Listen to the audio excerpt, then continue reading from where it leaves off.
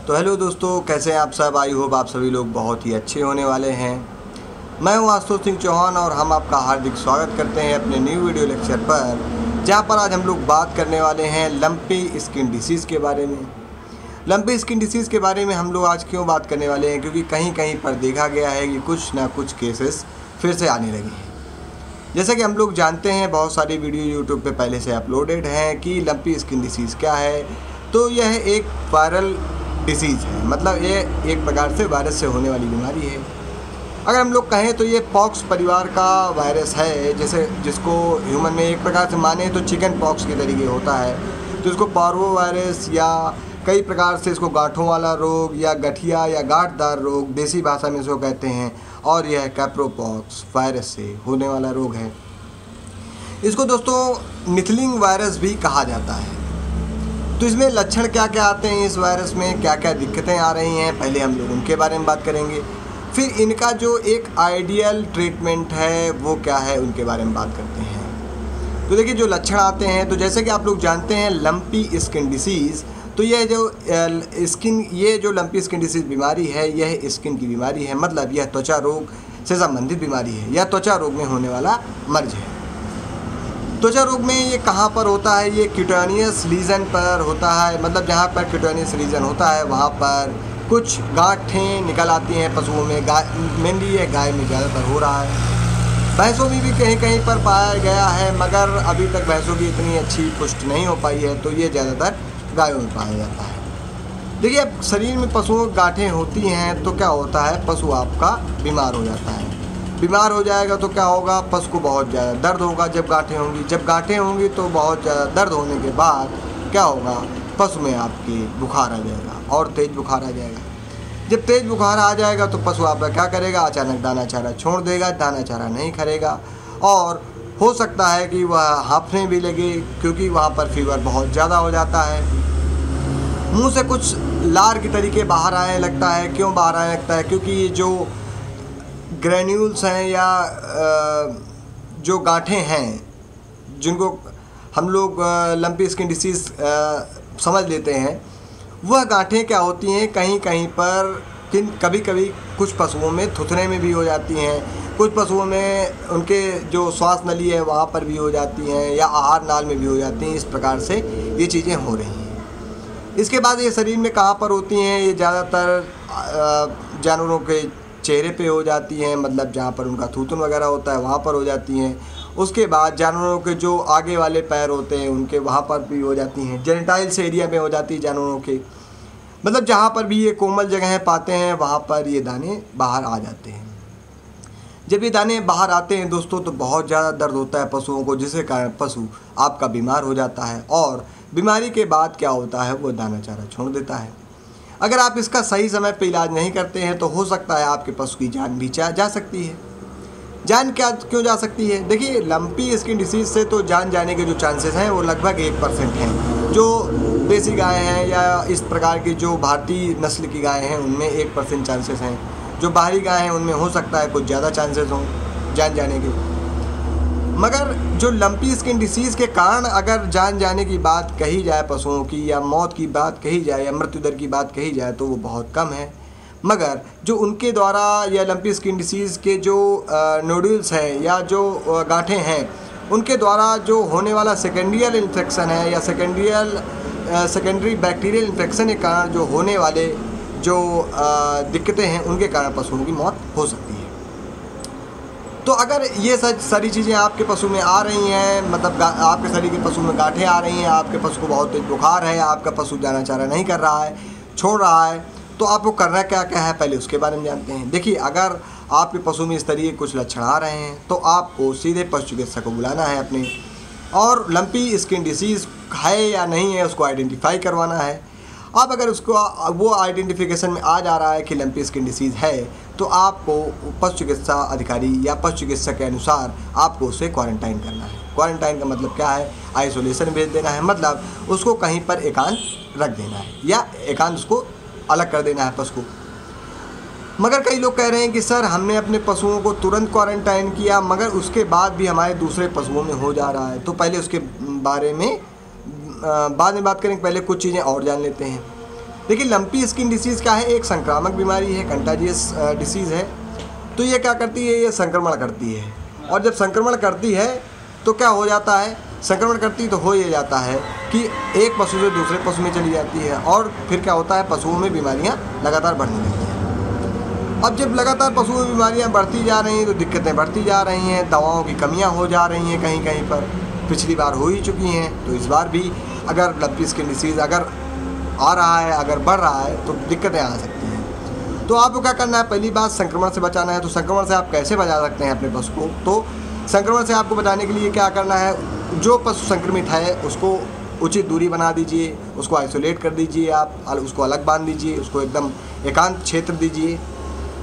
उसके बाद क्या करना है, आपको जिस भी नांद में वो चारा खा रहा है उस नांद को आप खुला छोड़ दीजिए, उसमें किसी पशु को चारा मत दीजिए। जो पशु वह चारा खा रहा है उसकी जो लार वगैरह आ रही है उसको भी आप दूसरे पशु को नहीं दे रहे हैं, नहीं देना है ना। जो पानी आप पिला रहे हैं वो पानी भी आपको नहीं देना है। तो अभी इस तरीके का अगर कोई कंडीशन आ रही है तो आपको क्या करना है, आइसोलेट तो कर दिया। अब उसके बाद एक क्वेश्चन और आता है कि सर हमने अपने पशु को आइसोलेट कर दिया था जिसको लंपी स्किन डिसीज़ था, उसके बाद क्या हो रहा है, कुछ पशुओं में और आ जा रहा है लंपी स्किन डिसीज़। वो कैसे आ जा रहा है, देखिए ये जो लंपी स्किन डिसीज़ है ये मच्छरों के द्वारा भी ट्रांसफ़र किया जा रहा है। अगर मान लीजिए कोई जानवर है उसको लंपी स्किन डिसीज़ हुआ है तो उसको जो मच्छर काटेगा या जो वह ग्रेन्यूल है या नोड्यूल है उस पर अगर कोई मच्छर शक करेगा, मॉस्किटो शक करेगा, तो वह जो रक्त है अगर वहाँ से उठा करके दूसरे पशु में अगर वो इंजेक्ट कर दे रहा है मच्छर, तो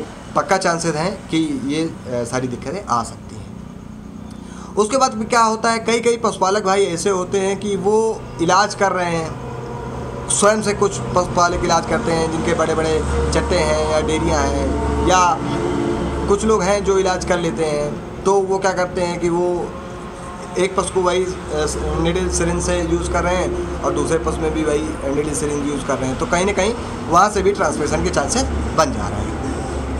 अब अगर हम लोग ओवरऑल बात करें तो ये बहुत गंभीर बीमारी तो है ही है, क्योंकि अब क्या होता है, जो ये नोड्यूल्स होते हैं, जो दाने होते हैं, जो गांठें होती हैं, ये क्या होती हैं, ये बाद में फटती हैं, पकने के बाद फटती हैं। तो जब फटती हैं या घाव हो जाते हैं इन पे, तो यहाँ पर क्या हो जाता है, कोई ना कोई मक्खी बैठ जाती है, तो वो मक्खी क्या कर देती है, कुछ ना कुछ ऐसी चीज़ें करती है या गंदगी फैलाती है, जिसके कारण क्या होता है, वहाँ पर उन घावों में जो वॉन्ड्स हैं वहाँ पर क्या हो जाता है, वहाँ पर सड़न शुरू हो जाती है या कीड़े पड़ जाते हैं, जो कि क्या है, एक भयावह कंडीशन हो जाती है। तो अगर आप लोग चाहते हैं कि आप लोग इस कंडीशन पे अपने पशु को न ले जाएं, मैं क्यों कह रहा हूँ कि आप अपने पशु को इस कंडीशन में ले जाएं, जब आपको एक गांठ होती है आपके शरीर में या एक फोड़ा निकलता है तो आपको कितना दर्द होता है। तो अगर उस पशु में सैकड़ों फोड़े निकले हुए हैं या दसियों फोड़े निकले हुए हैं तो आप उसकी पीड़ा को समझिए।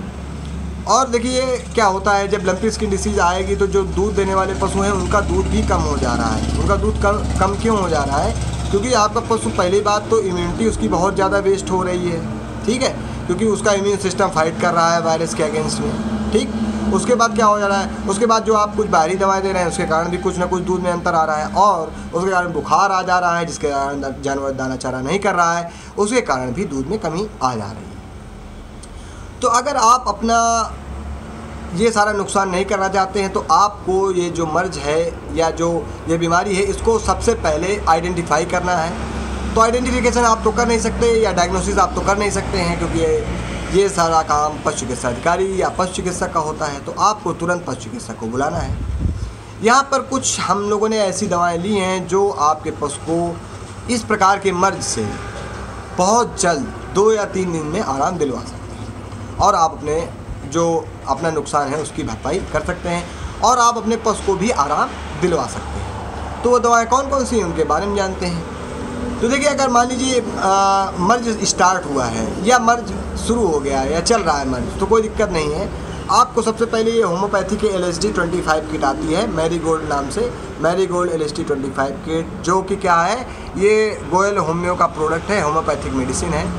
अब इसके अंदर होता क्या है, इसके अंदर दोस्तों 2 चीज़ होती हैं, एक तो ये स्प्रे होता है इस प्रकार का, और एक इस प्रकार की ये वी ड्रॉप होती है, इस प्रकार की ये वी ड्रॉप होती है। तो इसमें दोस्तों क्या हुआ है कि ऐसे सारे इंग्रेडिएंट पड़े हुए हैं जो कि क्या कर रहे हैं, आपके पशु को अंदर से मजबूत कर रहे हैं, इम्यूनिटी ला रहे हैं। उसके बाद इसमें इतनी अच्छी अच्छी चीज़ें पड़ी दोस्तों, जैसे कैंसर के घाव हैं या हम लोग कहें कोई अल्सर हो गया है या कोई गैंग्रीन हो गया, वहाँ तक इसकी ठीक करने की क्षमता है। इसमें कुछ ऐसी चीज़ें पड़ी हुई हैं। अगर वो सारे इंग्रेडिएंट हम आपको यहाँ पर बताने लगेंगे तो वो वीडियो बहुत लंबी हो जाएगी, इसलिए हम आपको केवल ये आपको गोयल वेट की LSD 25 किट लेनी है और इसका उपयोग कैसे करना है उसके बारे में हम लोग जानते हैं। तो इसका उपयोग करना है, आपको इसको 1 ml सुबह दोपहर शाम लेना है और इस दवा को देने के पहले आपको अपने पशु को आधे घंटे पहले और आधे घंटे बाद खाने और पीने के लिए कुछ नहीं देना है। जब ये दवा आप लोग दे देंगे तो इसके साथ में एक स्प्रे भी है, तो इस स्प्रे को आपको जब भी यूज़ करना है तो शेक वेल बिफोर यूज़, मतलब आपको इसको हिला लेना है और इस स्प्रे को हिलाने के बाद 2 से 3 इंच दूर जहाँ पर नोड्यूल्स हैं या जो गांठें हैं वहाँ से 2 से 3 इंच दूर आपको स्प्रे करना है। पास से स्प्रे क्यों करना है? पास से स्प्रे इसलिए करना है क्योंकि स्प्रे का अमाउंट कम है, गांठें ज़्यादा हैं, तो कहीं ना कहीं स्प्रे ज़्यादा यूज़ होगा। तो जब आप दूर से डालेंगे तो स्प्रे की जो क्वांटिटी है वो बहुत ज़्यादा लगने वाली है, तो इसलिए आपको ये स्प्रे पास से डालना है और सभी जगह पर डालना है। अब इतना हो गया। अब बहुत सारे लोगों के मन में एक विचार और आता होगा कि सर इसको जो ये घाव हो गए हैं इनको अंदर से कैसे रिकवर किया जाए, अंदर से कैसे हम लोग इनको मतलब हील कर सकते हैं, वाउंड को हील कैसे कर सकते हैं। तो देखिए दोस्तों, बहुत सारी दवाएं आती हैं, आप कोई भी दवा ले सकते हैं, मगर हमने जो आज यहाँ पर बात की है, यहाँ पर हम लोग 2 दवाओं के बारे में बात कर रहे हैं जो अंदर से घाव भरते हैं। तो वहाँ पर जो ये जेनेक्स का आता है टिश्यू ऐड नाम से, ये बहुत ही अच्छा प्रोडक्ट है दोस्तों, टिश्यू ऐड। तो टिश्यू ऐड का मतलब क्या होता है? टिश्यू मतलब ऊतक और ऐड मतलब बढ़ाने वाला या मदद करने वाला, बढ़ाने में मदद करने वाला। या आप बोवी हील भी ले सकते हैं इंटास फार्मास्यूटिकल्स का। तो ये जो टिश्यू ऐड है आपको इसकी टैबलेट ले लेनी है या आप इसका एक बॉक्स खरीद सकते हैं। तो इसकी एक जो पत्ते कीमत है वो दोस्तों लगभग 140 रुपये की कीमत है और आपको 2 गोली सुबह 2 गोली शाम देनी होती है। इससे क्या होता है, इसमें कई सारी चीज़ें हैं जो आपके पशु को रिकवरी करती हैं, जो रेट है बीमारी से लड़ने का। उसके बाद क्या करती हैं, उसके बाद ये जो नए घाव हो गए हैं उनको भरने में मदद करती है। उसके बाद क्या करती है, यह टिश्यू जो वहाँ पर बन रहे हैं उनके जो प्रमोशन करती है, टिश्यू के फॉर्मेशन का प्रमोशन करती है, मतलब जो ऊतक है ऊतक के निर्माण का प्रमोशन करती है। तो जब कोई छाला फूटा हुआ है या कोई दाना फूटा हुआ है, गांठें फूटी हुई हैं, वहाँ पर घाव है, तो वहाँ पर क्या है, ये बहुत अच्छा काम करेगा। क्यों अच्छा काम करेगा? क्योंकि ये बना ही इस प्रकार से है कि यहाँ पर क्या है, यहाँ पर कुछ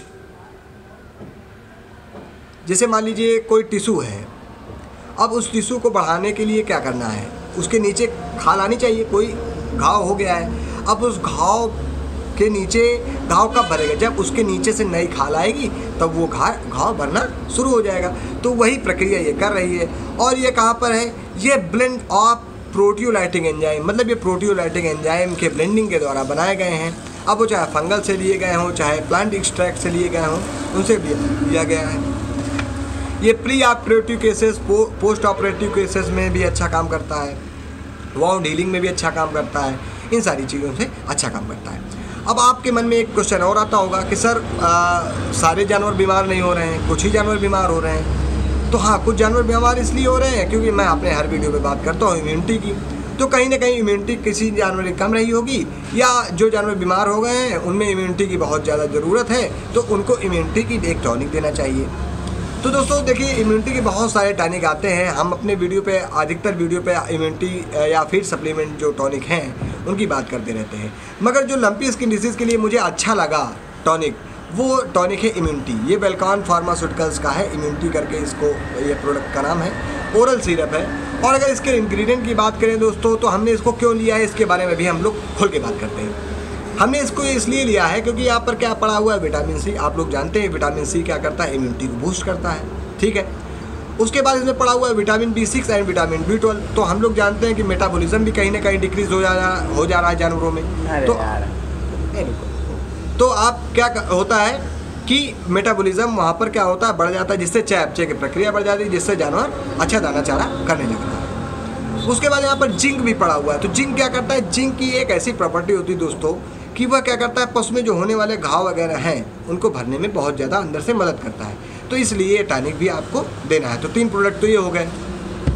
अब ये 3 प्रोडक्ट जो हो गए जो आप बिना डॉक्टर की प्रिस्क्रिप्शन से आप अपने पशु को दे सकते हैं। अगर आपके यहाँ डॉक्टर नहीं पहुँच पा रहा है तो आप ये सारी चीज़ें कर सकते हैं। और इसके साथ अगर आपके मान लीजिए पशुओं में घाव खुल गए हैं और वहाँ पर कीड़े पड़ने लगे हैं, तो अगर कीड़े पड़ने लगे हैं तो आप एक ये स्किन हील स्प्रे यूज़ कर सकते हैं इंडियन हर्ब्स कंपनी का, या आपके पास ये अवेलेबल नहीं हो पा रहा है स्किन हील स्प्रे, तो आप वहाँ पर डीमैक स्प्रे आपको ईजिली अवेलेबल हो जाएगा, इंटास फार्मास्यूटिकल्स का है। तो इन 2 स्प्रे में से आप कोई स्प्रे ले सकते हैं, या बहुत सारे स्प्रे हैं। टॉपिकल स्प्रे आप लोग ले सकते हैं, 100 हील स्प्रे ले सकते हैं, आलू स्प्रे ले सकते हैं, कोई भी स्प्रे आप जो आपको अच्छा लगे, ड्रेसर ले सकते हैं, जो भी आप लोग को आराम से मिल जाए वो चीज़ें आप लोग ले सकते हैं। तो अगर घाव हो गया तो ये सारे स्प्रे लगाना है, अगर घाव नहीं है तो वो सारी चीज़ों से आपका पशु कवर हो जाएगा।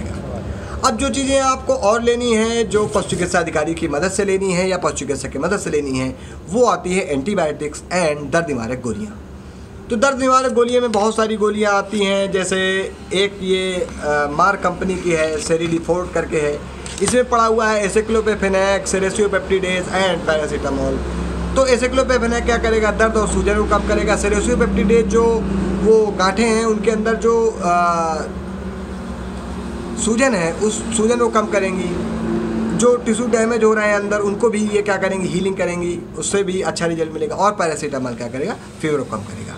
बहुत सारी दवाएँ हैं, इंटास कंपनी की मेलोनेक्स जेट प्लस गोली आती है, तो अगर प्रेफर हो सके तो आप वो भी ले सकते हैं, वो भी बहुत ही अच्छी टैबलेट है या बोलस है। अगर मान लीजिए आप और अच्छा पैसा लगाना चाह रहे हैं, या आपके पशु में और सारी दिक्कतें आ रही हैं, दिक्कतें और कैसी आ रही हैं, मान लीजिए आपका पशु और गंभीर रूप से है या लास्ट स्टेज में पहुंच गया है, तो आप लोग ये थोड़ी महंगी टैबलेट है रोडेक कंपनी के मैग्लॉक बोलस करके, इसमें पड़ा हुआ है फ्लोनेक्सिन, मेग्लूमाइन, और इसमें सिट्रिजिन भी पड़ा हुआ है, मैग्नीशियम ट्राइसिलिकेट भी पड़ा हुआ है, और सिट्रिजिन पड़ा हुआ है, सेरेसियोपेप्टिडेज पड़ा हुआ है। तो इतनी सारी चीज़ें हैं, तो ये भी थोड़ा अच्छा है, मगर कॉस्टली हो जा रहा है। तो इससे अच्छा है कि आप लोग वहाँ पर मेलोनेक्स जेट प्लस का यूज़ कर सकते हैं। कहीं पर सेराकाइन बोलस मिलती है तो आप उसका भी यूज़ कर सकते हैं। देखिए ये वायरल डिसीज़ है, तो एंटीबायोटिक की बात करें तो एंटीबायोटिक के यहाँ पर कोई बहुत बड़ा रोल नहीं है, क्योंकि एंटीबायोटिक केवल बैक्टीरियल इन्फेक्शन के अगेंस्ट वर्क करती हैं। मगर बैक्टीरियल जो एंटीबायोटिक दवाएँ हैं वो क्यों चलाई जा रही हैं, तो ज़्यादातर इसलिए चलाई जा रही हैं क्योंकि जो होने वाले सेकेंडियर इन्फेक्शन हैं, जैसे पशुओं के जो गांठें हैं वो फूट जाना, वहाँ पर घाव हो जाना और वहाँ पर पस बन जाना या ब्लीडिंग होना, तो ये सारी चीज़ें हो रही हैं, तो वहाँ पर आप कोई एंटीबायोटिक दे सकते हैं। जनरली फ्लोरोक्विनोलोन्स जो एंटीबायोटिक्स हैं, उस कैटेगरी के जो एंटीबायोटिक्स हैं, जैसे सिप्रोफ्लॉक्सासिलिन, लियोफ्लॉक्सासिलिन, इंड्रोफ्लॉक्सासिलिन, ये एंटीबायोटिक भी ठीक हैं क्योंकि ये सस्ते भी हैं, और आप एमोक्सिसिलिन भी ले सकते हैं, तो आप ये कुछ भी ले सकते हैं। तो एंटीबायोटिक में और ये जो दर्द निवारक गोलियां हैं, ये आपको पशु चिकित्सा अधिकारी की सलाह से लेना है। अब आप और क्या क्या कर सकते हैं देसी इलाज के रूप में, अगर आप मान लीजिए एंटीबायोटिक और दर्द निवारक गोलियां नहीं लेना चाहते हैं, तो आप क्या कर सकते हैं, उतनी चीज़ें तो आपको करनी ही करनी है। उसके अलावा आप ये कर सकते हैं कि आपको क्या करना है, हल्दी लेना है और हल्दी को तेल में थोड़ा सा मिला लेना है, थोड़ा तेल को खौला करके उसमें हल्दी मिला लेना है, और वहाँ पर हल्दी का आप जो वहाँ पर गांठें फूट गए हैं वहाँ पर आप उनका लेप कर सकते हैं। उसके बाद आप हिमैक्स ऑइंटमेंट भी ले सकते हैं, जो कि बहुत ही अच्छा ऑइंटमेंट है, ट्यूब है, हिमैक्स ट्यूब का भी आप वहाँ पर लेपन कर सकते हैं। नीम का पत्ता आप लोग ले सकते हैं और उसको काफ़ी खौला करके उससे क्या कर सकते हैं, धुलाई कर सकते हैं घावों को, जिससे क्या होता है वहाँ पर कोई भी बैक्टीरियल इन्फेक्शन के जो चांसेस हैं वो कम हो जाएंगे।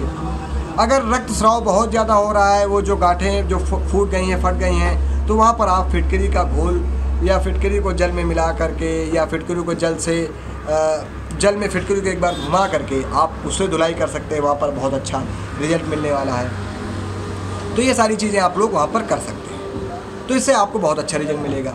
उसके बाद आप लोग क्या कर सकते हैं, उसके बाद आप लोग अपने पशुओं को बहुत ही ध्यान रखिए और यही सारी चीज़ें आपको करते रहना है। तो आई होप आपको ये सारी चीज़ें बहुत अच्छे समझ में आई होंगी। अगर आपको कोई भी चीज़ें समझ में नहीं आ रही हैं तो आपको कमेंट के द्वारा हमें बताना है। और बहुत बहुत धन्यवाद, हार्दिक आभार आपका। नमस्कार दोस्तों।